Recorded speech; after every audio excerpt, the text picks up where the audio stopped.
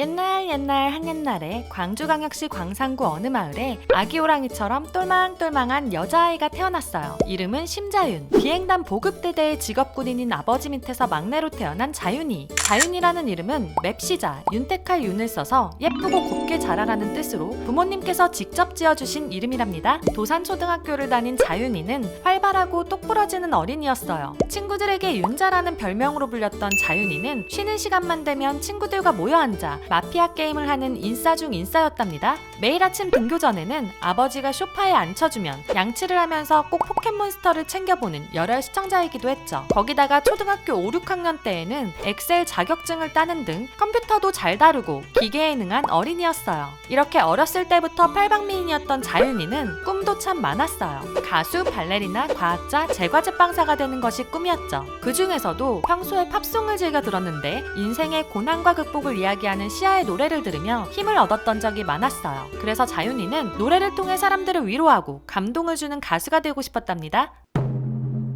하지만 가수라는 꿈은 그냥 남들처럼 가슴 한켠에 남겨둔 꿈이었어요. 학교에서 꿈은 꿈이고 진로는 진로라고 배웠기 때문이죠. 자윤이는 현실적으로 생각해서 나중에 공무원이 되어야겠다고 생각했답니다. 하지만 어느 날 친구가 보컬 댄스 학원에 다니고 싶다면서 부모님을 한 달간 설득하고 있던 것을 보고 마음 한켠에 있었던 가수가 되고 싶다는 욕구가 다시 살아나고 말았어요. 참아왔던 가수란 꿈에 다시 불씨가 붙은 것이죠. 자윤이는 어머니께 자신도 댄스 학원에 다니게 해달라고 말했어요. 빠르게 승낙을 받은 자윤이는 그렇게 광주에 있던 조이 댄스 뮤직 아카데미에서 트레이닝을 받게 되었답니다. 자윤이는 13살, 14살의 나이에 소화하기에 힘들었을 연습 스케줄과 다이어트 등을 끈기 있게 해냈어요. 승부욕도 있고 본인 꿈에 대한 욕심도 많은 성격이었기 때문에 레슨과 트레이닝은 물론 본인에게 주어진 일을 책임감을 가지고 해내고야 말았죠. 자윤이는 오디션 전문반 트레이닝 외에도 개인 연습에 투자하는 시간 또한 다른 수강생들에 비해 몇 배는 많이 투자했어요. 이런 피나는 노력을 통해 쌓은 실력은 물론 연예인 같은 비주얼까지 겸비한 자윤이는 오디션 전문반 수강생들 사이에서도 유명했어요. 게다가 서글서글한 좋은 성격을 가지고 있어서 모든 수강생들에게 인기가 많을 수밖에 없었죠.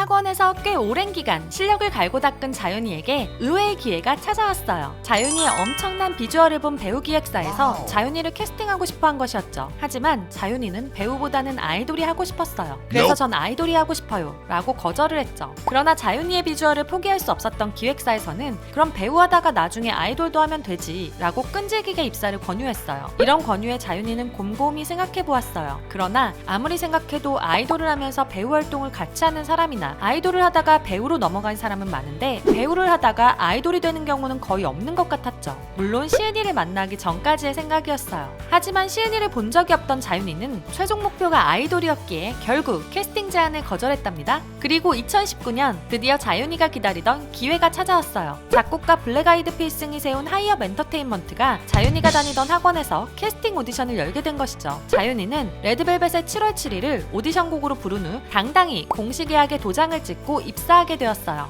그와 함께 자윤이는 연습생 생활을 위해 광주를 떠나게 되었어요. 학교도 서울로 전학을 갔죠. 완전히 새로운 환경에 놓여진 자윤이지만 생각보다 너무 행복한 나날이었어요. 아, 내가 하고 싶은 게 이거구나. 난 가수가 하고 싶구나. 라는 걸 다시 한번 느꼈죠. 그래서 자윤이는 더욱더 즐겁게 춤추고 노래했어요. 월말 평가가 끝나면 항상 다음 달 월말 평가를 바로 준비할 정도로 모든 연습과 평가에 최선을 다했답니다. 오전 10시부터 자정까지 평소 하루 14시간이라는 엄청난 연습량을 소화하면서도 오늘 걷지 않으면 내일은 뛰어야 한다라는 마음가짐으로 정말 연습만 했어요. 특히 데뷔가 가까워져 올 때쯤엔 새벽 연습도 마다하지 않고 열중했죠. 스트레스를 받을 수 있는 상황에서도 그럴 수 있지 라는 생각으로 잘 넘기며 내면적으로도 성숙해가던 자윤이. 하지만 이런 자윤이에게도 한 가지 고민이 있었으니 바로 나중에 들어온 장예은이란 연습생이 본인이랑 이미지가 너무 겹치는 것 같다는 점이었어요. 그래서 아이사에게 달려가 언니, 이번에 새로 들어온 장예은이란 친구가 저랑 이미지가 겹치지 않아요? 라고 고민 상담을 하기도 했답니다. 나중에 그 장예은이란 연습생과 둘도 없이 사이좋은 막내즈가 될 거라는 사실은 모른 채 말이죠.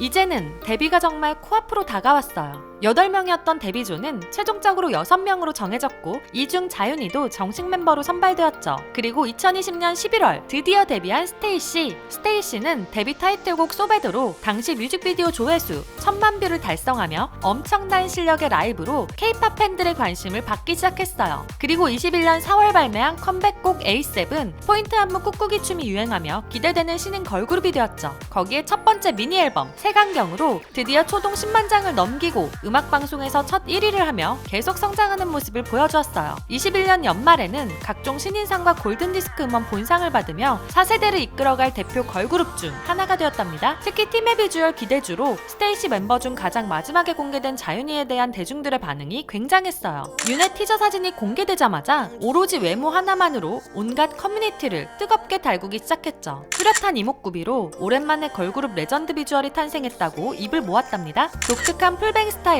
현실에 없는 바비 인형, 심즈 같다는 반응 일색이었어요. 데뷔와 함께 페이스캠이 떴다 하면 조회수 1, 2위를 독차지할 뿐만 아니라 4세대를 이끌어갈 대표적인 걸그룹 멤버로 눈도장이 콕 찍혔죠. 하지만 뭐든지 잘 어울리는 화려한 비주얼 때문에 난해한 컨셉의 희생양이 되기도 했어요. 초록색 배추머리, 3단 히메컷 등 남들이 소화하기 힘든 머리로 헤어, 메이크업, 코디 모두 지나쳤다는 평가를 받기도 했지만 이조차도 윤이라서 소화했다는 의견이 압도적이었답니다. 또한 도도한 냉미녀상의 이미지와는 정반대로 쉴 새 없이 종알종알 말하거나 까불까불하는 반전 성격 또한 팬들을 모으는 입덕 요소였어요. 언제 어디서나 활발한 윤이는 말만 하면 멤버들이 빵빵 터지는 팀 내 분위기 메이커죠. 그러나 무대 위에서만큼은 진지한 자윤이. 무대에 오르기 전에 항상 주어진 시간 안에 최대한 즐기자라는 생각을 한다고 해요. 데뷔 후 매일매일이 눈 가리고 달리게 하는 것 같지만 이미 마라톤은 시작했고 어떻게 어디로 가야 할지는 몰라도 최종 목표는 아직 정해두고 싶지 않다고 했죠. 2월 21일 두 번째 미니 앨범 타이틀곡 런 투 유로 컴백한 스테이시 윤. 이번에도 스테이시만의 중독성 있는 노래로 스윗들의 귀를 즐겁게 해주고 있어요. 자윤이가 어린 시절 들은 팝송처럼 스윗들에게 힘을 주면서 말이죠. 우리 확신의 MFP 자윤이는 스테이시 멤버들 그리고 스윗들과 함께 오래오래 행복하게 살고 있답니다. 오늘 이야기는 여기까지입니다. 스테이시의 아기 호랑이, 자윤이의 이야기 재미있으셨나요? 그렇다면 좋아요와 구독,